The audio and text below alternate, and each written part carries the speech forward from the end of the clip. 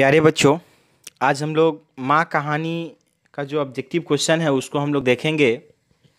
तो इसको देखने से पहले हम चाहेंगे कि इसका सारांश वाला जो वीडियो है उसको निकाल करके आप लोग थोड़ा सा देख लीजिए और सुन लीजिए, ताकि उस चैप्टर से जो भी अभी यहाँ पे ऑब्जेक्टिव क्वेश्चंस बनेगा सिर्फ देखते ही देखकर ही याद हो जाएगा अभी का जो है कि अभी।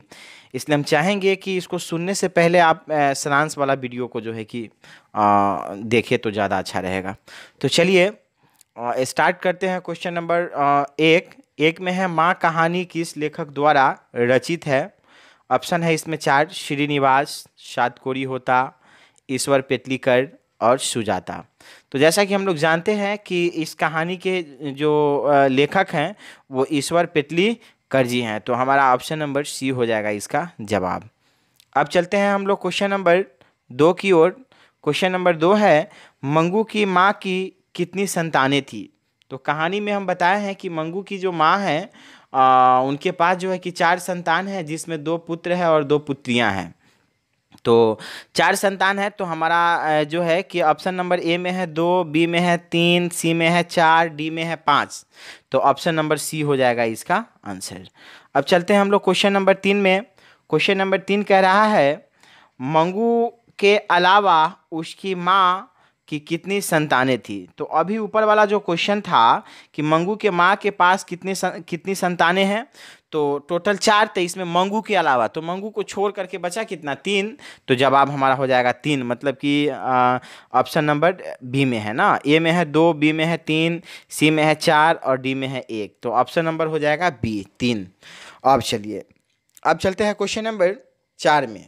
4 नंबर क्वेश्चन कह रहा है, माँ कहानी का मुख्य पात्र कौन था। ऑप्शन नंबर ए में है लक्ष्मी, बी में है सीता, डी में है सी में है नगमम्मा और डी में है मंगू। तो इसका जो प्रमुख पात्र है, मुख्य पात्र, वो मंगू ही है, क्योंकि मंगू पे ही ये कहानी बना हुआ है, इसलिए हमारा हो जाएगा इसका आंसर ऑप्शन नंबर डी। अब चलते हैं क्वेश्चन नंबर 5 की ओर। मंगू जन्म से ही थी, मतलब क्या थी वो, पागल थी, गूंगी थी या अंधी थी या ए एवं बी थी। तो मंगू जो थी वो अंधी नहीं थी, मंगू को दिखाई देता था, लेकिन मंगू पागल और गूंगी जरूर थी। इसलिए ऑप्शन नंबर जैसे ए वाला भी होगा और बी वाला भी होगा, तो ए और बी दिया हुआ है ऑप्शन नंबर डी में, इसलिए आंसर हो जाएगा ऑप्शन नंबर डी, मतलब कि मंगू पागल और जन्म से पागल और गूंगी थी। अब चलते हैं हम लोग क्वेश्चन नंबर 6 में चलते हैं। क्वेश्चन नंबर 6 जो है वो कह रहा है कि मंगू के कितने भाई थे। तो मंगू अपने भाई बहन में 4 थी, जिसमें 2 बहन, एक मंगू से बड़ी बहन थी जिनकी शादी हो गया हुआ रहता है, और 2 भाई रहता है। तो क्वेश्चन है मंगू के कितने भाई थे। ऑप्शन ए में है 2, बी में है 1, सी में है 3, डी में है 4। तो ऑप्शन नंबर ए हो जाएगा, मतलब कि 2 भाई। अब चलते हैं क्वेश्चन नंबर 7 में। क्वेश्चन नंबर 7 कह रहा है, पराई माँ ही कान छेदती है, यह है, मतलब यह क्या है, कहावत है या मुहावरा है या छंद है या सोराठा है। तो ये एक कहावत है, इसलिए ऑप्शन नंबर ए इसका आंसर हो जाएगा। अब चलते हैं हम लोग क्वेश्चन नंबर 8 में। क्वेश्चन नंबर 8 कह रहा है, किसने कहा था कि अगहन महीने में मंगू ठीक हो जाएंगी। तो याद रखिएगा, जब मंगू की माँ मंगू को लेकर के इधर उधर भटकती थी, मतलब जादू टोना ये सब के चक्कर में जब वो थी कि मंगू को किसी तरह से जो है कि जादू टोना करवा करके ठीक करवा दिया जाए, तो एक ज्योतिषी जो था, मतलब उसी के द्वारा यह बताया गया था, ज्योतिषी के द्वारा बताया गया था कि ये मंगू जो है कि इस बार अगहन के महीना में ठीक हो जाने वाली है। तो वही क्वेश्चन है कि किसने कहा था कि अगहन महीने में मंगू ठीक हो जाएंगी। ऑप्शन ए में है ज्योतिषी, बी में है पंडित, सी में है विद्वान और डी में है वैज्ञानिक। तो इसका सही आंसर क्या है, ज्योतिषी, मतलब कि ऑप्शन नंबर ए। अब हम लोग चलते हैं क्वेश्चन नंबर 9 में। क्वेश्चन नंबर 9 कह रहा है, माँ के लिए कौन सा माँ आराध्य देव बन गया था। तो अभी ऊपर में हम लोग देखे हैं अगहन का जो है कि महीना में मंगू ठीक होने वाली थी। तो अब क्वेश्चन है यहाँ कि माँ के लिए कौन सा महीना आराध्य देव बन गया था। तो वह अगहन के चिंता में थी कि अगहन कब आएगा, एक बेचैन सी हो करके अगहन महीने का इंतजार करती थी, इसलिए अगहन महीना माँ के लिए आराध्य देव बन गया था। तो ऑप्शन ए में है माघ, बी में है अगहन और सी में है पूष और डी में है चैत। तो हो जाएगा हमारा क्या आंसर, क्या हो जाएगा ऑप्शन नंबर बी मतलब कि अगहन। अब चलते हैं क्वेश्चन नंबर 10 की ओर। 10 नंबर क्वेश्चन कह रहा है कि मंगू की बड़ी बहन का नाम क्या था। ऑप्शन ए में है आदिति, बी में है कमु, सी में है रिया, डी में है कविता। ऑप्शन नंबर बी इसका सही है, मतलब कि मंगू की बड़ी बहन का नाम कमु था। अब हम लोग चलते हैं क्वेश्चन नंबर 11 की ओर। क्वेश्चन नंबर 11 कह रहा है कन्या विद्यालय में पढ़ने वाली लड़की जो बाद में पागल हो गई उसका नाम क्या था। तो हम लोग कहानी में सुने हैं ना कि कुसुम नाम की एक लड़की रहती है, वो भी जो है कि पागल सी हो जाती है। तो ऑप्शन ए में है कुसुम, बी में है मीरा, सी में है मधु, डी में है सविता। तो क्या हो जाएगा हमारा सही आंसर इसका ऑप्शन नंबर ए हो जाएगा, मतलब कि कुसुम। अब चलते हैं क्वेश्चन नंबर 12 की ओर। 12 में कह रहा है कि माँ कहानी किस भाषा में अनुदित है। ऑप्शन ए में है कन्नड़, बी में है गुजराती, सी में है तमिल और डी में है उड़िया। तो हमारा ऑप्शन नंबर बी सही हो जाएगा, यह गुजराती में है, गुजराती भाषा में अनुदित है। अब चलते हैं आप क्वेश्चन नंबर 13 में। क्वेश्चन नंबर 13 कह रहा है कि मंगू की माँ अस्पताल को किसकी उपमा देती थी। मतलब कि मंगू की माँ जो है अस्पताल का कंपेरिजन किससे कराती थी, गौशाला से कराती थी या पाठशाला से या कारागार से या छात्रावास से। तो वह जो है कि अस्पताल को गौशाला के रूप से देखती थी कि वह गाय की तरह जो है कि उसमें मरीजों को रखा जाता होगा, वहाँ पे हम अगर यदि बेटी को भर्ती करवाते हैं तो इसका अच्छा से ख्याल नहीं रखा जाएगा क्योंकि वह एक गौशाला की तरह होता है, इसलिए वह अपने बेटी को अस्पताल में भर्ती पहले से नहीं करवाती थी। तो हमारा ये हो जाएगा आंसर क्या गौशाला, मतलब कि ऑप्शन नंबर ए। अब चलते हैं क्वेश्चन नंबर 14 की ओर। मंगू को भर्ती करने के लिए मां ने किसे पत्र लिखवाकर बुलवाया। ऑप्शन ए में है भाई को, बी में है बड़े पुत्र को, सी में है पति को और डी में है बड़े भाई को। तो याद रखिएगा भाई को बुलवाया गया, मतलब किसके भाई को, तो मंगू के भाई को बुलवाया गया है ना। मंगू के भाई को बुलवाया गया मतलब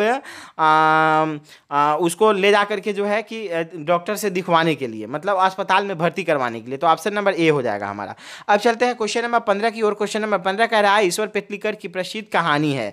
ए में है खून और पानी, बी में है बहता खून, सी में है खून खौल गया और डी में है खून की सगाई। तो ऑप्शन नंबर डी सत्य है इसका, खून की सगाई। अब चलते हैं क्वेश्चन नंबर 16 में। क्वेश्चन नंबर 16 कह रहा है मां शीर्षक कहानी को किसने संपादित एवं अनुवादित किया है। तो ऑप्शन ए में है गोपाल सिंह ने, ऑप्शन बी में है गोपाल सिंह नेपाली ने, ऑप्शन सी में है गिरिराज गोपाल ने, डी में है गोपाल दास नागर ने। तो ऑप्शन नंबर डी इसका सत्य है, गोपाल दास नागर ने। अब चलते हैं 17 की ओर। क्वेश्चन नंबर 17 कह रहा है कि मंगू की प्राकृतिक मौत को माँ क्या मानती थी। ए में सच्चा, बी में छुटकारा, सी में सहयोगी और डी में झूठा। मतलब कि ऑप्शन नंबर बी सत्य होगा, मतलब कि वह छुटकारा मानती थी। अब चलते हैं 18 नंबर क्वेश्चन में। 18 नंबर क्वेश्चन है मजिस्ट्रेट से ऑर्डर किस लिए प्राप्त किया गया। ऑप्शन ए में है अस्पताल में भर्ती के लिए, बी में है बस पकड़ने के लिए, सी में है शहर जाने के लिए और डी में है सरकारी सुविधा प्राप्ति हेतु। तो मजिस्ट्रेट से जो ऑर्डर जो प्राप्त करवाया गया वह अस्पताल, मंगू को अस्पताल में भर्ती करवाने के लिए। तो ऑप्शन नंबर ए हमारा क्या हो जाएगा, सत्य हो जाएगा। अब हम लोग चलते हैं, ये हो गया क्वेश्चन नंबर 18 तक। अब हम लोग चलते हैं क्वेश्चन नंबर 19 में। क्वेश्चन नंबर 19 कह रहा है पागलों के अस्पताल में उपद्रवियों को कहाँ रखा जाता है। ए में है साथ में, बी में है अंधेरे कमरे में, डी में है अलग और सी में है अलग और डी में है जेल में। तो याद रखिएगा इसका सही आंसर होगा ऑप्शन नंबर सी, मतलब कि अलग रखा जाता है। उपद्रवियों को कहाँ रखा जाता है, अलग रखा जाता है सबसे। अब क्वेश्चन नंबर 20 की ओर चलते हैं। क्वेश्चन नंबर 20 कह रहा है ईश्वर पेटलीकर जी का जन्म कब हुआ था।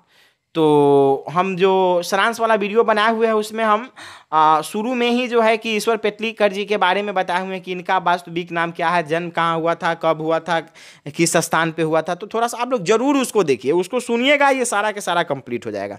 तो चलिए अब ईश्वर पेटलीकर जी का जन्म कब हुआ था। ऑप्शन नंबर ए में है 9 मई 1917 को, बी में है 8 मई 1916 को, सी में है 9 मई 1916 को और डी में है 8 मई 1917 को। तो याद रखिएगा इसका सात आंसर है ऑप्शन नंबर सी, मतलब कि 9 मई 1916 को हुआ था। अब चलते हैं क्वेश्चन नंबर 21 की ओर। 21 नंबर क्वेश्चन कह रहा है ईश्वर पेटलीकर जी की मृत्यु कब हुई थी? ऑप्शन नंबर ए में है 21 दिसंबर 1982 को, बी में है 22 दिसंबर 1983 को, सी में है 20 दिसंबर 1985 को, और डी में है इनमें से कोई नहीं। तो याद रखिएगा इनकी मृत्यु जो है कि 22 दिसंबर 1983 ईस्वी को हुई थी, तो इसलिए ऑप्शन नंबर बी इसका सही आंसर होगा।